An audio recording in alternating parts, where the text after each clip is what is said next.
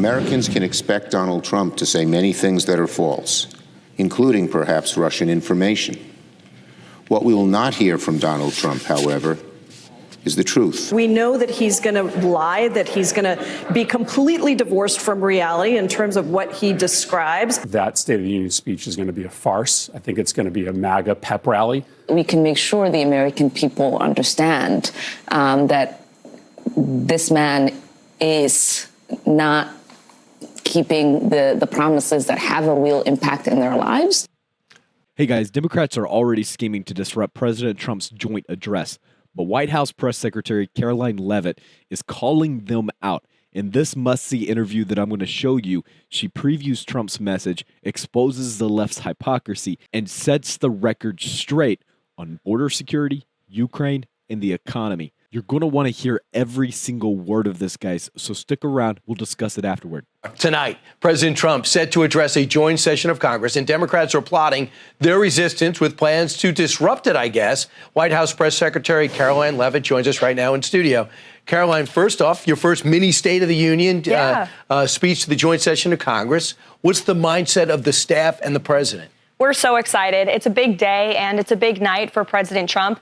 And we know he's going to give a fantastic speech. The theme is the renewal of the American dream. And the renewal of the American dream is underway already. Look at all that President Trump has accomplished in his first month as president. He's going to highlight some of those accomplishments. He's also going to talk about his plans to fix the economic mess that was created and left for him by Joe Biden in his administration. He's going to dive into foreign policy, talk about his intention to end the war in Ukraine, talk about his plan to bring all of the hostages out of Gaza home. And he's also going to make an ask of Congress tonight. We need more border funding to continue with these deportations that have been incredibly successful because of the efforts of this administration, but we need more resources. Separate from the bills that they're working on in the House and Senate? Look, the president has been engaged in those negotiations, as you know, with both members of the House and also on the Senate side, too. He's expressed his intention is one big, beautiful bill, but he wants to get the deal done. And you will hear him talk about how Border Patrol and DHS need more funding. We need to deport the tens of millions of illegal criminals who the previous administration led into our country. The administration is doing everything they can, and those deportation efforts are underway. But certainly we need more resources, and we need more men and women who want to join this historic effort. All right. So also you have recruiting up. We get those numbers in December and January. That's got to be encouraging. But tonight at the speech itself, there's going to be some special guests, some of which you can reveal. Yeah. Looks like the First Lady will have a big roster, including Stephanie Diller. Yes. And that is one of the themes. People, law enforcement whose spouses lost their lives in the line of duty. Yeah, the First Lady will be in attendance tonight, and the guest list that she put together and President Trump put together is phenomenal. There will be everyday American heroes in attendance. Stephanie Diller, whom you mentioned, who lost her husband in the line of duty at the hands of an illegal immigrant. You have Mark Fogel, who, of course, because of President Trump's Peace Through Strength efforts, returned from Russian captivity. Corey Comparator, who lost his life protecting his family in Butler, Pennsylvania. You'll also have an auto worker. You'll have a steel worker, and you will see exceptional Americans with great stories. President Trump will be telling their stories. Right. I know you mentioned Elon Musk will be there. Yes. Staff advisors will be there. The secretaries will be there. You also mentioned there's special guests. Mm-hmm. And you gave me the idea that perhaps you might weaken and tell me who those surprise guests are. Have you decided if you're going to tell me? I have decided I am not going to tell you. I will let President Trump tell the country later. But there are going to be some very special guests that the president will reveal in his speech. And I also want to mention there will be the mothers of Jocelyn Nungare and Laken Riley, who will be in attendance tonight, who, of course, lost their daughters at the hands of illegal migrant immigrants. And that's what part of the reason President Trump is working so hard on these deportations and why Congress and Democrats need to get on board with this effort, because the vast majority of Americans are supportive of it. The border's almost virtually shut down. No one expected this type of success, even better than the first time.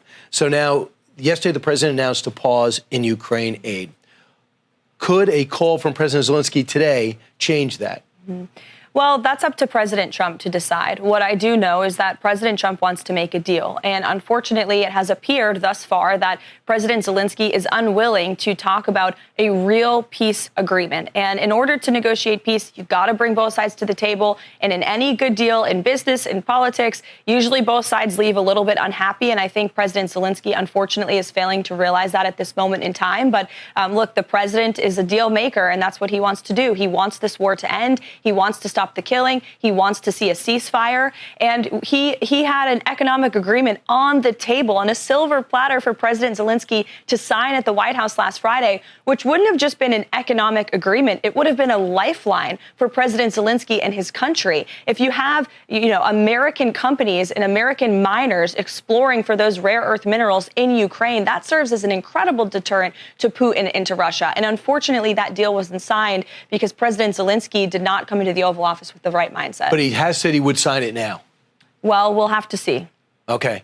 Karoline, I don't know when you rest because I saw you last night and then I'm watching you today, but you look wide awake and you're ready to go. Are you liking the job? I love the job, and I'm looking forward to the speech tonight. Everybody should tune in. It will be must-see How long TV. will it be? About an hour, but who knows? It could always go a little bit longer. We have great guests with great stories to tell. Does the president worried about disruptions?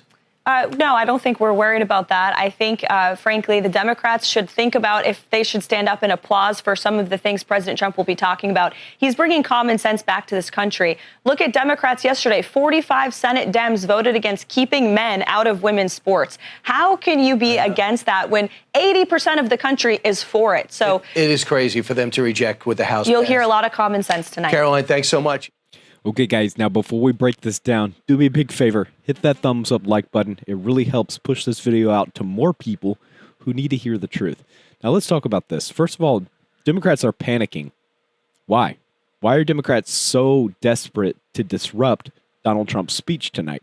If their policies are so great, why not let the American people hear both sides and decide? Trump is speaking directly to the people about restoring the American dream, securing the border, ending endless wars, things that most Americans actually want. Leavitt made it very clear, though, Trump's deportation efforts are working. But the Biden administration refused to support anything that Donald Trump had set up in the previous term. Democrats voted against keeping men out of women's sports.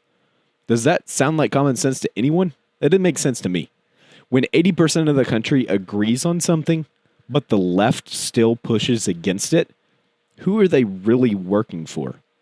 Trump wants peace, not endless funding for a foreign war, but Zelenskyy refuses to negotiate. The left pretends to care about Ukraine, but they're blocking deals that could actually help. Who benefits from this never-ending conflict? If Trump was willing to make a deal that secures Ukraine's future and deters Russia, why did Zelenskyy create such a fuss? Trump's guest list tonight shows where his priorities are. Hardworking Americans, law enforcement, everyday heroes. The left will call it a MAGA pep rally, but the reality is these are people who have suffered under Biden's previous administration. Meanwhile, Democrats will probably seat activists and protesters to disrupt the speech. Who's really out of touch with America? Let me know what you think, guys. Will Democrats try to derail Trump's speech, or will they just expose their own desperation? Drop your comments down in the down below. And if you want to support this channel, guys, consider becoming a member. I couldn't do it without you. Every little bit helps us fight it back against the media's nonsense. All right, guys, you'll have a good one. I'll see you later with another update.